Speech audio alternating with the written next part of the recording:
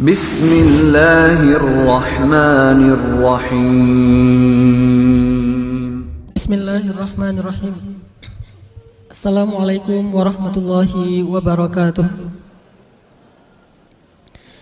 Alhamdulillahi rabbil alamin. Hamdan katsiran tayyiban mubarakan fih, kama yuhibbu rabbuna wa yarda. Ashhadu an la ilaha illallah wahdahu la syarika lah, wa ashhadu anna Muhammadan abduhu wa rasuluhu la nabiyya ba'dah. Allahumma salli wa sallim wa barik ala sayyidina Muhammadin kama dzakarahu adh-dhakirun al-akhyar. Wa salli wa sallim wa barik ala sayyidina Muhammadin makhtalafa al-lail wan nahar. Wa salli wa sallim wa barik ala sayyidina Muhammadin wa ala al-muhajirin wal ansar. Fa amma ba'd. Ikhwatul fudala, mari kita awali halaqah kita siang ini dengan membaca firman Allah Subhanahu wa taala di dalam surat Al-Fajr ayat terakhir, surat 49 ayat 29. Surat 48 ayat 29. Surat Al-Fajr surat 48 ayat 29.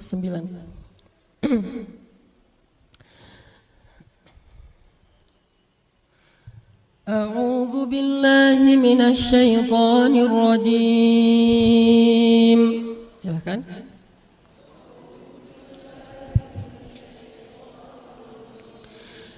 Bismillahirrahmanirrahim.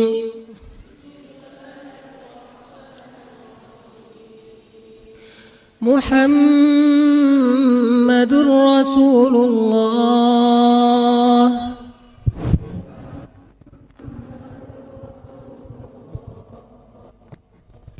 والذين معه أشداء على الكفار رحماء بينهم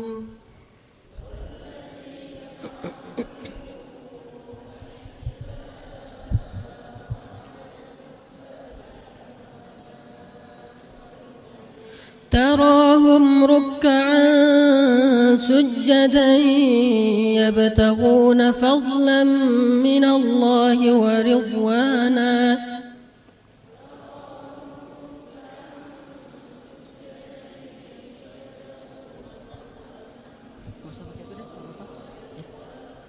سيماهم في وجوههم من أثر السجود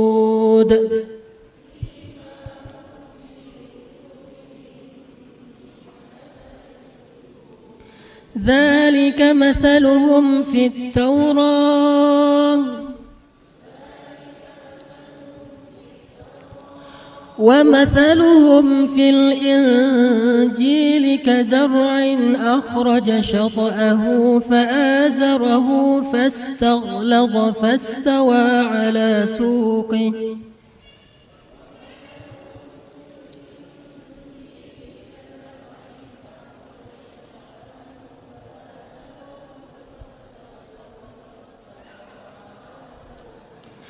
يعجب الزراع ليغيظ بهم الكفار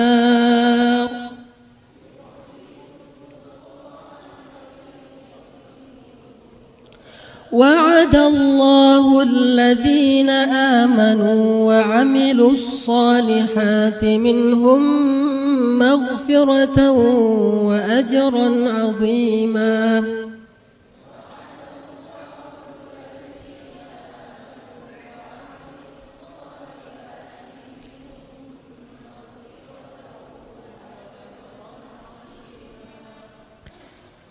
Muhammad adalah Rasulullah dan orang-orang yang bersama dengan dia adalah keras terhadap orang-orang kafir dan berkasih sayang kepada sesama mereka.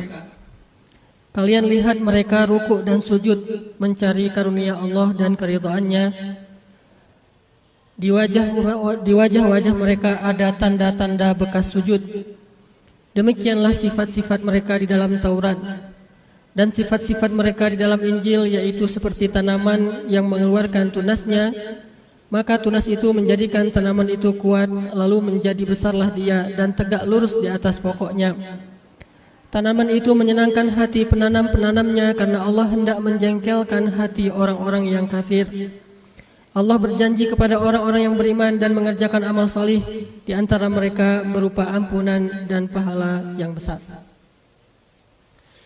Ikhwati fillah, ayat ini menjelaskan tentang ciri-ciri umat Nabi Muhammad sallallahu alaihi wasallam. Baik itu dalam bentuk fisik ataupun ciri-ciri yang digambarkan dalam bentuk perumpamaan seperti tunas.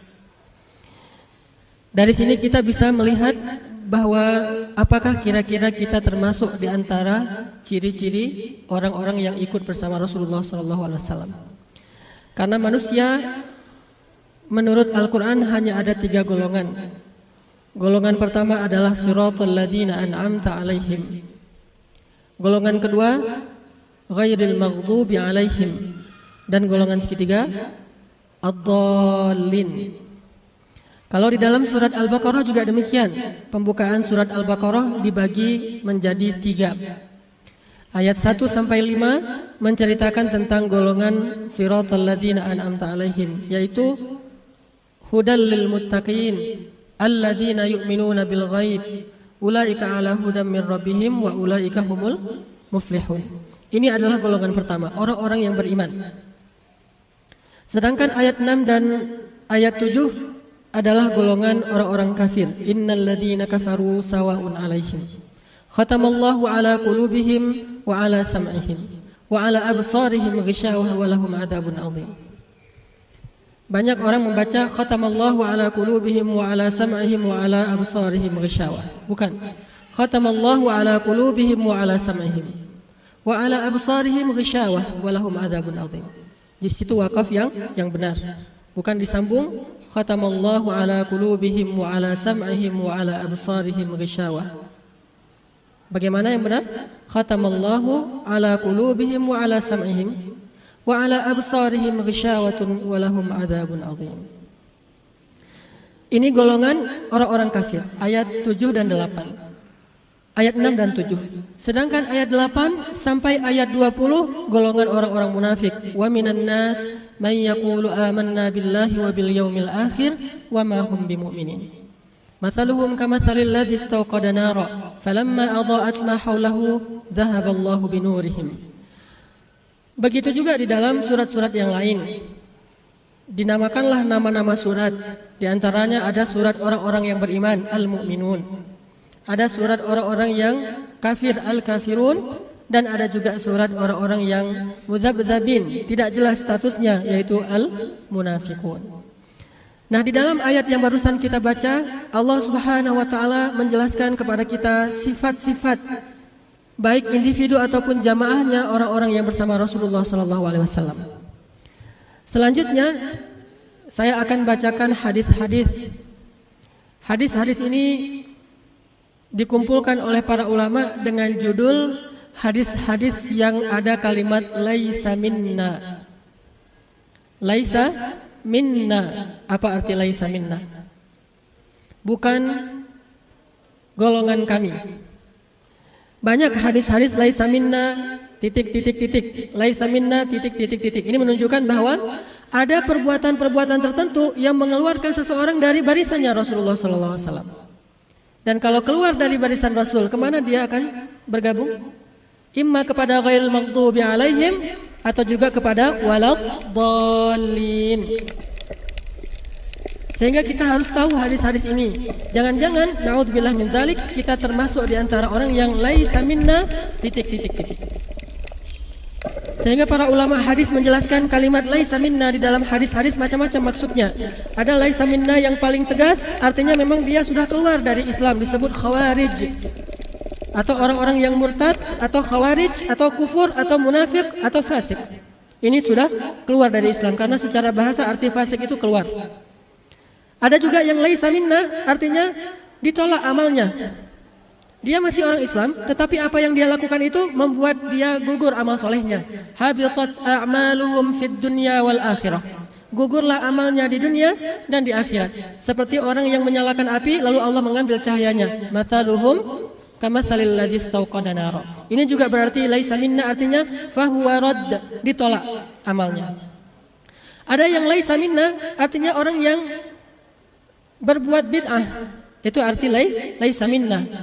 Ada laisa minna juga berarti dia menentang kami. Arti laisa minna berarti dia memerangi kami, menentang kami, atau menghujat kami.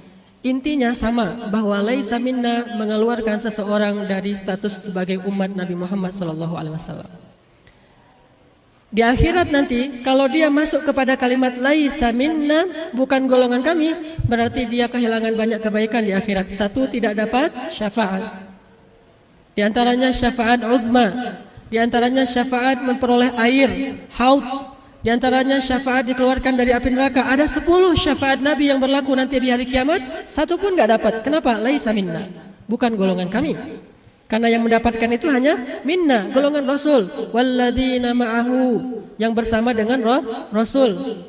Salah satu sifatnya adalah asyidda, secara emosi, asyidda alal kuffar ruhama ubainahum. Kepada orang kafir dia keras, kepada sesama muslim dia rahim. Kemudian sifat fisiknya tarahum ruk'an sujjadan yabtaguna min fadlillah min fadlillah, terus simahum fi wujuhihim min atharis sujud. Kemudian jamaahnya kazar'in akhraja syat'ahu fa'azarahu fastaghlada ala suqi yu'jibu az-zurra'a liyaghidha bihi bil kuffar. Ini menunjukkan bahwa umat Nabi Muhammad itu ada ciri-ciri dan ada juga perkara-perkara yang mengeluarkan seseorang dari menjadi umat Nabi Muhammad SAW. Kita harus tahu hadis-hadis ini. Disebut oleh para ulama dengan hadis laisa minna. Hadis apa? Hadis laisa minna. Ada banyak hadis laisa minna. Mari kita baca beberapa hadis laisa minna yang menjadikan seseorang itu tidak lagi diakui sebagai umat Muhammad. Kalau bukan lagi umat Muhammad berarti imma kafir wa imma munafiq. Salah satu di antara ghairil maghdubi alaihim waladdallin wal iyad billah. Hadis yang pertama, hadis ini diriwayatkan dari Abdullah ibnu Mas'ud. Dari Abdullah ibnu Mas'ud. Tahu siapa Abdullah ibnu Mas'ud? Apa cerita yang paling kita ingat tentang Abdullah ibnu Mas'ud? Menghafal surat Al-An'am 1 juz hanya dengan sekali dengar. Dengar sekali ayat itu dibacakan, 1 surat, 1 juz panjangnya. Langsung hafal. Ya Rasul, saya sudah hafal, boleh saya store hafalan?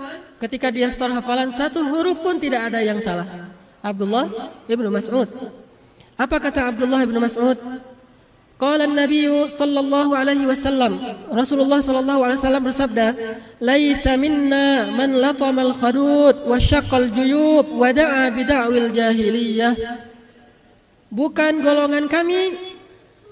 Kami di situ siapa? Nabi dan sahabat. Bukan golongan kami yang menampar-nampar wajahnya dan menyobek-nyobek kerah bajunya dan berbicara dengan ucapan-ucapan jahiliyah. Hadis ini rawahu Bukhari wa Muslim. Imam Al-Bukhari meriwayatkan hadis ini dalam kitab Janaiz dan Imam Muslim dalam kitab Iman. Bukan golongan kami yang menampar-nampar wajahnya atau kepalanya, kemudian menyobek-nyobek kerah bajunya dan juga berucap dengan ucapan-ucapan jahiliyah. Apa maksud dari hadis ini? Apa? Ada yang tahu maksud dari hadis ini apa kira-kira?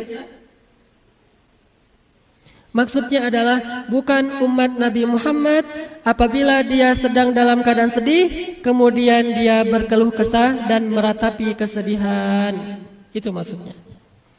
Kebiasaan orang Arab apabila ditimpa dengan satu musibah, misalnya kematian, maka perempuan-perempuan mereka akan dikumpulkan di satu rumah untuk bersedih rame-rame. Mereka akan menyobek-nyobek kerah baju mereka. Mereka akan menarik-narik, mencambak-cambak rambut mereka. Kemudian mereka juga akan meratap dengan mengatakan kalimat-kalimat syair tentang kesedihan.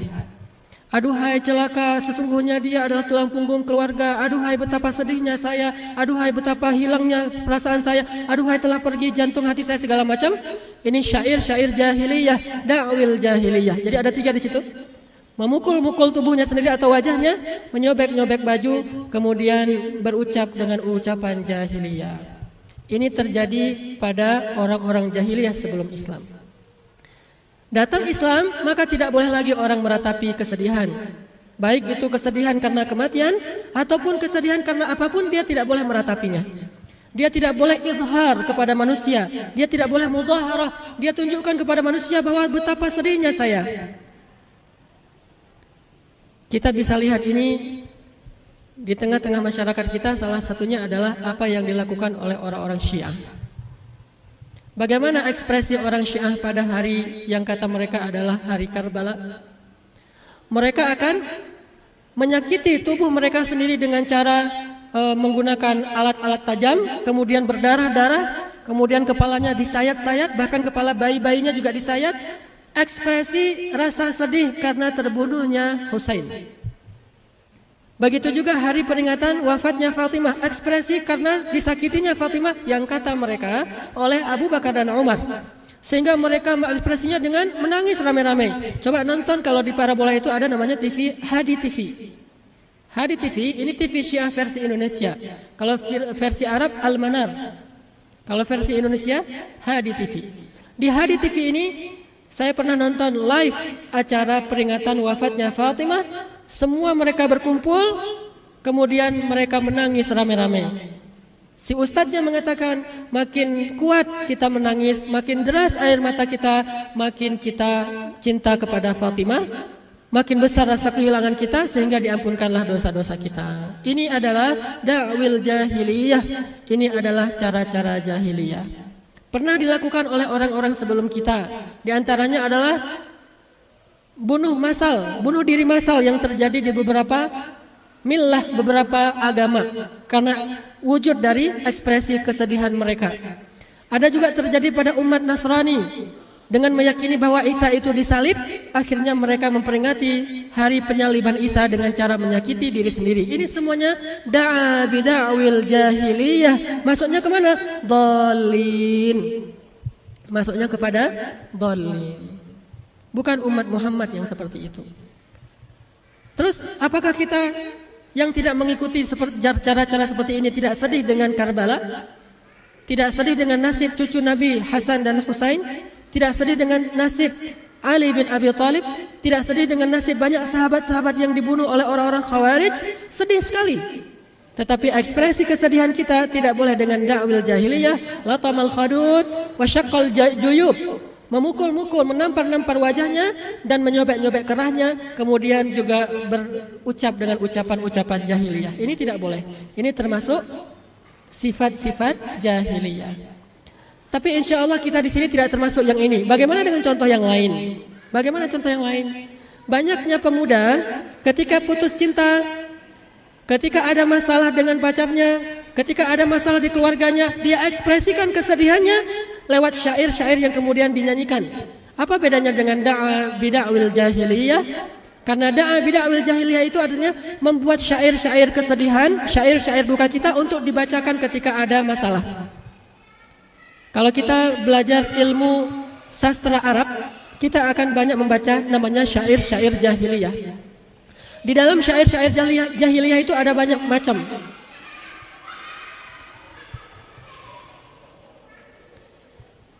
Salah satu tema dari syair jahiliyah itu adalah tentang perang karena fanatisme suku. Terus tema yang lain tentang menggambarkan tubuh perempuan, cantik, seksi, segala macam. Ini namanya rafas. Rafas. Kemudian ada syair tentang kesedihan supaya membangkitkan rasa dendam. Biasanya kesedihan karena kematian.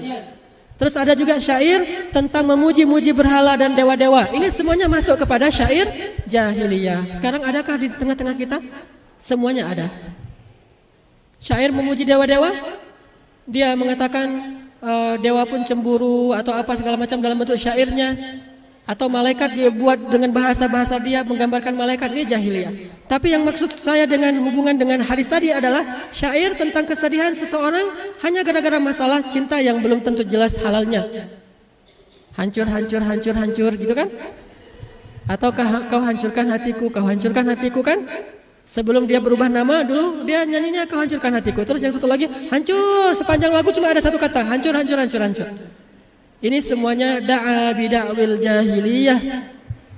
Lalu kita ketika punya masalah ingin menikmati kesedihan kita dengan mendengar musik-musik yang sedih seperti itu. Ini namanya orang-orang yang laisa minna, bukan golongan umat Nabi Muhammad, yang menikmati kesedihan dengan syair-syair jahiliyah. Menikmati kesedihan dengan ekspresi-ekspresi menunjukkan kepada semua orang saya lagi sedih. Dia buat di status di BB dia. Kalimat-kalimat bahwa saya paling sedih di dunia, saya sedang sedih. Wahai orang-orang yang ada di kontak saya, ketahuilah bahwa saya sedang sedih. Terus dia buat dalam bentuk foto. Fotonya macam-macam yang mengindikasikan bahwa dia sedang sedih. Semua ini idharus syakawa kata ulama. Apa arti idharus syakawa? Menampilkan, mengekspresikan keluh kesah.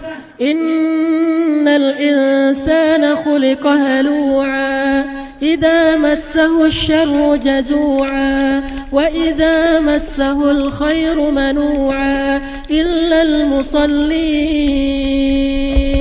Apa maksudnya? Manusia itu kalau dikasih ujian dia mengeluh sampai berputus asa, kalau dikasih nikmat dia jadi kikir dan lupa diri. Solusinya minimal dua di situ, salat dan sedekah. Kalau dia banyak nikmat, sedekah, jangan lupa diri. Kalau dia lagi banyak masalah, salat. Karena kata Ibnu Abbas, annan nabiyya idza hasibahul amr fazi'a ila shalah. Nabi kalau ada masalah sedikit aja salat. Ada masalah salat. Kenapa? Curhatnya kepada Allah di tengah malam, tidak ada yang tahu. Ini idharus syakawa kepada Allah. Ya Rabbi inni wahanal 'azmu minni. Kan itu curhat kan? Rabbi inni wahanal 'azmu minni washta'ala ar-ra'su shayba wa lam akun bidu'aika rabbi shaqiyya wa inni khiftul mawaliya min wara'i wa kanat imra'ati 'aqira fahab li min ladunka waliya. Itu curhat siapa? Curhat siapa? Zakaria di awal surat Maryam. Seharusnya kita kalau mau idharus syakawa, mau curhat dan menampakkan kesedihan kita itu ke Allah, bukan kepada makhluk, bukan kepada manusia. Kalau kepada manusia masuk kepada kalimat meratapi kesedihan. Laisa minna man latamal khadud wa syaqqal juyub wa apa tadi? Wa da'a bida'wil jahiliyah. Bukan golongan Nabi Muhammad.